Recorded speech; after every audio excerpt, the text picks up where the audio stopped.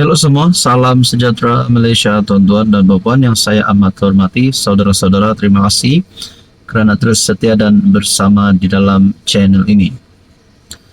Saudara-saudara, siapapun juga yang menjadi pemimpin hari ini, siapapun juga yang menjadi kerajaan hari ini, satu perkara yang pasti adalah yang pertama, ramai yang suka dengan kerajaan hari ini dan Perdana Menteri hari ini. Itu yang confirm, ramai yang suka. Dan yang kedua pula, yang pasti dan garanti, confirm plus garanti, juga adalah ramai yang tidak suka. Nah, apa yang saya nak sampaikan di sini, kerajaan hari ini, kerajaan perpaduan pimpinan Anwar Ibrahim, sudah pasti ramai penyokong dan tidak dapat dinafikan ramai juga yang mungkin tidak mahu Anwar ataupun kerajaan hari ini. Kita tidak boleh mengelak perkara begitu, kerana tidak semua seluruh rakyat Malaysia akan menyokong satu kerajaan hari ini dan satu Perdana Menteri, sebab itu ada pembangkang. Nah, berkaitan dengan pimpinan Anwar Ibrahim hari ini, satu berita yang panas menyebut Jerung Politik dibebaskan di bawah kerajaan Madani dakwa haram. Nah, adakah perkara ini sedikit sebanyak boleh menjatuhkan Anwar? Adakah perkara ini bukan saja kepimpinan daripada BN, DAP ataupun mana-mana gabungan di dalam kerajaan perpaduan boleh menarik sokongan Anwar Ibrahim sekiranya perkara ini, yaitu Jerung Politik dibebaskan, benar-benar berlaku di dalam kerajaan Madani hari ini. Himpunan Advokasi Rakyat Malaysia atau singkatannya HARAM mengecam apa yang didakwa sebagai pembebasan Jerung besar daripada kes rasuah pada masa ini di bawah pentadbiran Anwar. Setiausaha Agung HARAM Adam Noor merujuk keputusan mahkamah dalam kes timbalan Perdana Menteri Ahmad Zahid serta Rosmah Mansor yang disifatkan sebagai bertentangan dengan laungan reformasi. Nah, saudara-saudara, berkaitan dengan ini, bayangkan kalau perkara ini membolehkan Anwar jatuh, pembawaan perkara ini akan menjatuhkan Anwar. Patutkah Anwar usir BN ataupun patutkah DAP ataupun BN yang tarik sokongan daripada kerajaan, sedangkan timbalan Perdana Menteri yang disebut di sini. Jadi berkaitan dengan ini pula, layakkah Zaid Hamidi untuk memegang jawatan TPM? Perkara ini adalah pembawaan UMNO BN di dalam kerajaan perpaduan. Zahid sebagai pengurus BN, sebagai Presiden UMNO, manakala Rosmah pula sebagai isteri kepada bekas Perdana Menteri dan pemimpin besar UMNO sebelum ini, Najib Razak. Tuan-tuan dan puan yang saya hormati, selain itu, dia turut membangkitkan pelantikan bekas Ketua Menteri Sabah Musa Aman sebagai yang di-Pertua Negeri minggu lalu. Slogan reformasi yang sering dilaungkan hanya menjadi alat propaganda politik tanpa sebarang tindakan konkret menurut artikel ini. Saudara-saudara, berkaitan dengan ini, Anda rasa apa yang akan berlaku selepas ini? Sekian saja, teruskan bersama di dalam channel ini.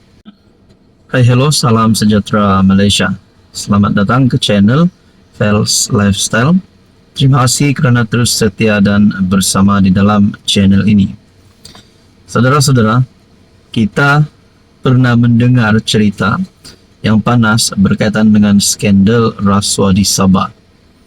Ini ada satu keputusan terkini berkaitan dengan skandal rasuah Sabah.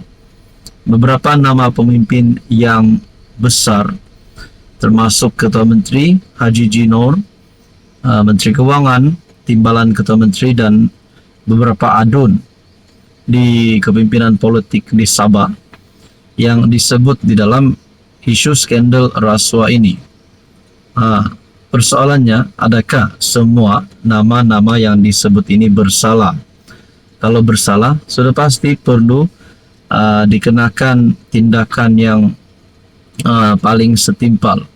Mungkin kehilangan jawatan, mungkin ditangkap. Jadi apa-apa tindakan yang sepatutnya dikenakan sekiranya mereka benar-benar terlibat dengan rasuah. Tapi ini satu berita terkini yang menyebut nama menantu Musa Aman. Bila, bagaimana, di mana RM 500.000 dan menantu Musa Aman. Berkaitan dengan skandal rasuah ini, yang terkini pula disebut nama menantu Musa Aman. Nah, sekiranya nama menantu Musa Aman yang disebut di dalam isu ini, adakah ini akan membawa kepada Musa Aman sendiri yang terlibat dengan skandal ini? Kalau tiba-tiba nama Musa Aman pun terlibat dalam skandal ini, bagaimana dengan jawatan yang baru saja disandang oleh Musa Aman, yaitu sebagai TYT Sabah?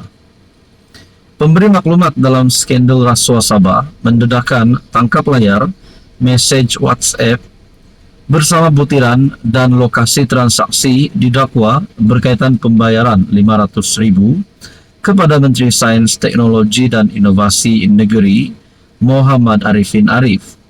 Arifin merupakan adun membakut dan menantu kepada Yang di-Pertua Negeri Sabah yang baru dilantik, Musa Aman.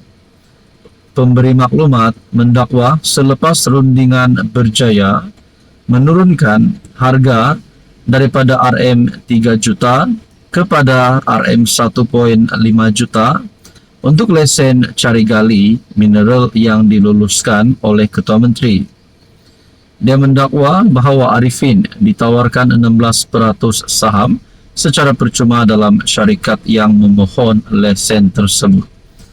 Pemberi maklumat mendakwa seorang proksi berusia 68 tahun yang dikenali sebagai Encik E dilantik sebagai pemegang rasmi saham 16% dalam syarikat itu yang berdaftar dengan Suruhanjaya Syarikat Malaysia.